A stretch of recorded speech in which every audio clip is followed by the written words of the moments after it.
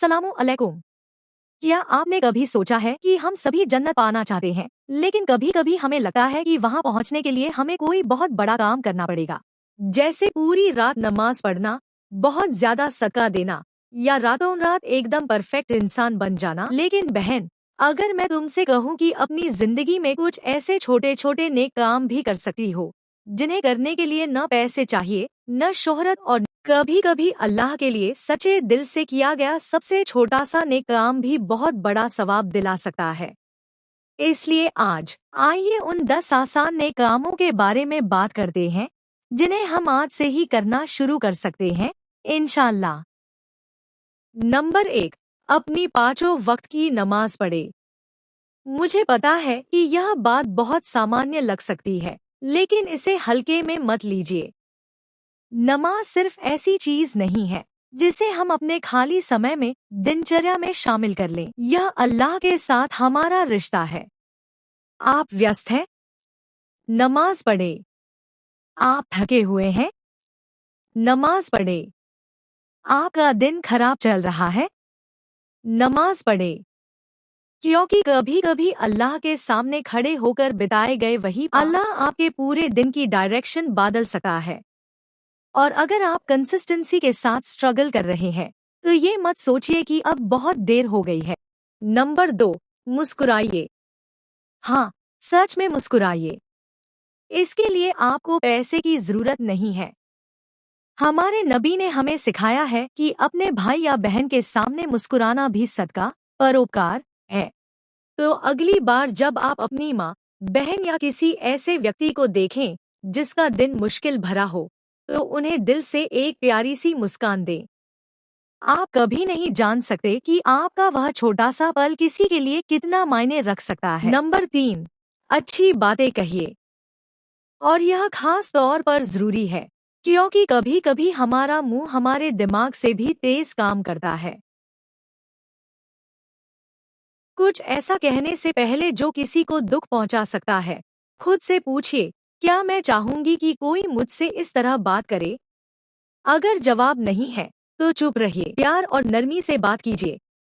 किसी की तारीफ कीजिए, अपने दोस्त का हौसला बढ़ाइए, और ऐसी बात कहिए जो किसी का दिन बेहतर बना दे। अच्छे शब्द मुफ्त होते हैं, लेकिन उनका सवाब अनमोल हो सकता है। नंबर 4, अपने माता पिता की मदद कीजिए। कभी कभी हम सवाब कमाने के लिए मुश्किल रास्ते ढूंढते हैं, जबकि हमारी माँ लिटरली हमारे सामने खड़ी होकर कह रही होती है, क्या तुम मेरी इसमें मदद कर सकते हो? बस 5 मिनट लगेंगे। सिस्टर, इन छोटे छोटे मोमेंट्स को कभी अंडर एस्टिमेट मत करो। अपने पेरेंट्स की हेल्प करना, उनसे प्यार से बात करना और उनके साथ काइंडनेस दिखाना भी एक खूबसूरत इबादत बन सकता है। नंबर 5, सदका, चैरिटी करें, चाहे थोड़ी ही क्यों न हो। आपको हजारों रुपए देने की जरूरत नहीं है। अगर आपके पास पैसे हैं, तो जितना आप आसानी से दे सकते हैं, उतना दें। और अगर पैसे नहीं हैं, तो याद रखें, सदका सिर्फ पैसों तक सीमित नहीं है। किसी की हेल्प करना, फेडमैन नॉलेज शेयर करना, किसी को खाना देना, किसी के रास्ते से नुकसान पहुंचाने वाली चीज हटा देना, या बस कोई छोटा सा अच्छा काम कर देना, ये सब मीनिंगफुल नेकी के काम। 6, दिन भर अल्लाह को याद रखो। कहीं जा रहे हो? लीका करो। खाना आने का वेट कर रहे हो? लीका करो। अपने रूम में हो? लीका करो। हर छोटे मोमेंट को अल्लाह की याद से जोड़ दो। आपको किसी स्पेशल जगह या बहुत ज्यादा टाइम की जरूरत नहीं है। अल्लाह को याद करने के कुछ ही पल भी आपके दिल को दोबारा अल्लाह के करीब ला सकते हैं। और ऑनेस्टली, ऐसी दुनिया में जहां हमारे फोन्स हर कुछ सेकंड्स में हमारा अटेंशन ले लेते हैं, वहां अपने कुछ मिनट्स अल्लाह को याद करने में देना वाकई बहुत कीमती है। नंबर 7, लोगों को माफ करना। अब ये थोड़ा मुश्किल हो सकता है, खासकर जब किसी ने आपको सच में हर्ट किया हो। लेकिन दिल में गुस्सा और नाराजगी रखना आपके लिए बहुत ताकदीन वाला हो सकता है। केआईएसआई को माफ करने का मतलब ये नहीं है कि उसने जो किया वो सही था, और ना ही इसका मतलब है कि आपको खुद को दोबारा किसी हार्मफुल सिचुएशन में डालना है। इसका मतलब है अल्लाह की खातिर अपने दिल से नफरत को, बैकबाइटिंग से दूर रहना। ये स्पेशली टैब मुश्किल होता है जब ग्रुप चैट अचानक एक फुल ऑन इन्वेस्टिगेशन बन जाए। Did you hear what happened? Wait, wait, मेरा मतलब है, जब आप किसी कॉन्वर्सेशन में ज्वाइन करने वाले हो तो पहले रुक कर खुद से पूछो, अगर वो पर्सन यहाँ होता तो क्या मैं ये बात उसके सामने भी कहता? अगर नहीं तो शायद टॉपिक चेंज करना हाई बेटर है। जब कोई पर्सन वहां मौजूद ना हो तब भी उसकी इज्जत और ऑनर की हिफाजत करना सेल्फ कंट्रोल की एक ब्यूटीफुल फॉर्म है। नंबर 9, हर दिन थोड़ा सा कुरान पढ़ो। ये मत सोचो कि एक अच्छी मुस्लिमा बनने के लिए आपको हर दिन पूरा जुज़ पढ़ना जरूरी है। छोटी शुरुआत करो, एक पेज, कुछ वर्सेस या सिर्फ 5 मिनट्स। और अगर पॉसिबल हो तो ट्रांसलेशन भी पढ़ो और समझने की कोशिश करो कि अल्लाह हमें क्या सिखा रहे हैं।